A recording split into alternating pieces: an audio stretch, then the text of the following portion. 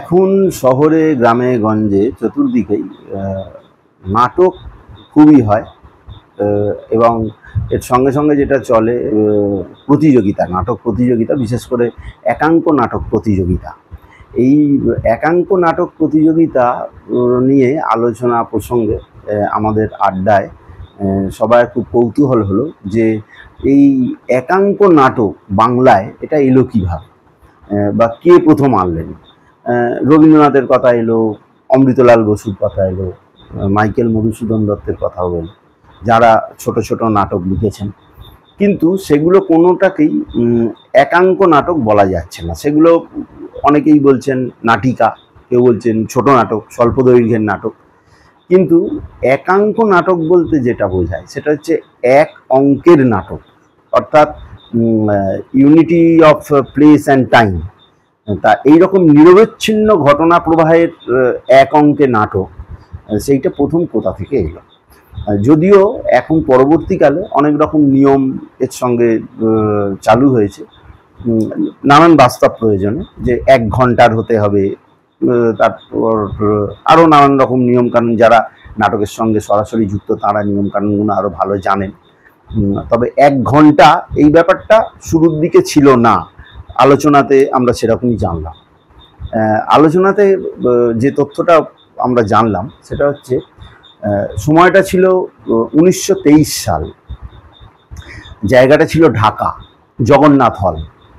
নাটকের নাম ছিল মুক্তির ডাক, এবং এই মুক্তির ডাক নাটকের যিনি লিখেছিলেন নাটকটা, তার নাম মন্মথ রায়। এই মন্মথ রায় একটা সময় বাংলা নাট্য জগতের একজন মহিরুহ ছিলেন বলে আমরা জানতে পারলাম তার সম্বন্ধে আলোচনায়। এই মন্মথ রায়কে বলা হয় বাংলা একাঙ্ক নাটকের স্রষ্টা। আবার বলছি, তখন কিন্তু 1 ঘন্টা বা আরও অন্যান্য নিয়ম এখন যেগুলো এসেছে সেগুলো ছিল না, সেগুলো পরবর্তীকালে বাস্তব প্রয়োজনে সংযোজিত হয়েছে। কিন্তু নিরবচ্ছিন্ন ঘটনার এক অঙ্কের নাটক, এই শর্তে যে প্রথম একাঙ্ক নাটক হয়েছিল, সেই নাটক প্রথম লিখেছিলেন মন্মথ রায়।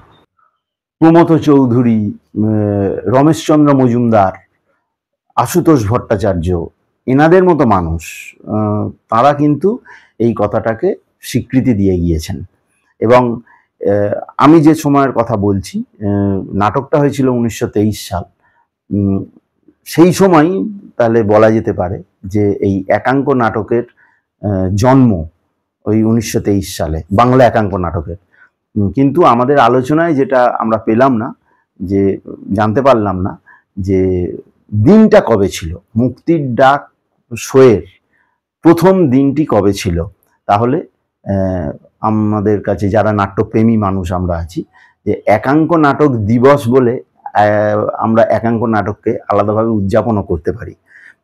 যারা দর্শক, যারা এই চ্যানেল দেখেন, তারাও এই নিয়ে খোঁজ তল্লাশ করতে পারেন, তাহলে আরও তথ্য পাওয়া যাবে, এবং প্রথম একাঙ্ক নাটক অভিনয়ের দিনটিও জানা যেতে পারে যদি আরও খোঁজ করা যায়।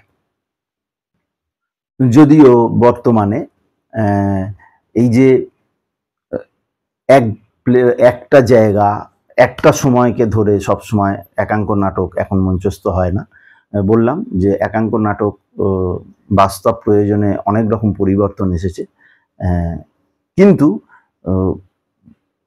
একাঙ্ক নাটকের যে মূল সুর, যে একটি ঘটনাকে এগিয়ে নিয়ে চলা এবং একটা নির্দিষ্ট সময়ের মধ্যে এবং এক অঙ্কের মধ্যে শেষ করা নাটকটা, এই বিষয়টার প্রথম প্রচলন ওই মন্মথ রায় তিনিই প্রথম করেছিলেন। এবং আমাদের আলোচনায় আমরা এটা জানতে পারলাম যে, আবারও বলছি, যে তিনি আমাদের এই বাংলা নাট্য জগতের তিনি বটবৃক্ষের মতো ছিলেন। শুধু তাই নয়, আরেকটা যেটা জানা গেল সেটা হচ্ছে, আমরা যে বলি না অনেক অভিনেতাকে যে নানান রকম উপাধি দেয়া হয়, নটশেখর, নটসূর্য, মন্মথ রায় তিনি নাকি এই নটশেখর, নটসূর্য ধরনের আরও যত উপাধি আছে, তিনি নাকি এই সমস্ত উপাধিগুলো স্রষ্টা। তিনি যে নাটক দেখতে যেতেন, এবং তিনি তো নাট্য জগতের লোক ছিলেন, মানুষের অভিনেতার অভিনয়কে তিনি খুব সুন্দর জাজ করতেন, এবং তিনি নিজে থেকেই এই উপাধিগুলো তাদেরকে দিতেন, এবং সেগুলো কিন্তু সমস্ত নাট্য জগৎ স্বীকৃতিও দিত। এবং তার কথাইতেই উঠে আসতো যে ও তো নটশেখর, কি উনি তো নটসূর্য, এবং এই কথাই কিন্তু সমস্ত নাট্য জগতের কাছে তারা কিন্তু এই নামে স্বীকৃতিও পেয়েছেন। এই স্বীকৃতি দেওয়ার কারিগরও কিন্তু এই মন্মথ রায় নামক মানুষটি, যাকে নাট্য জগতের বটবৃক্ষ বলা যায়। এই তথ্য আপনাদের কেমন লাগলো অবশ্যই জানাবেন, মন্তব্য করবেন, আমার চ্যানেলটি সাবস্ক্রাইব করবেন এবং অবশ্যই শেয়ার করবেন। নমস্কার।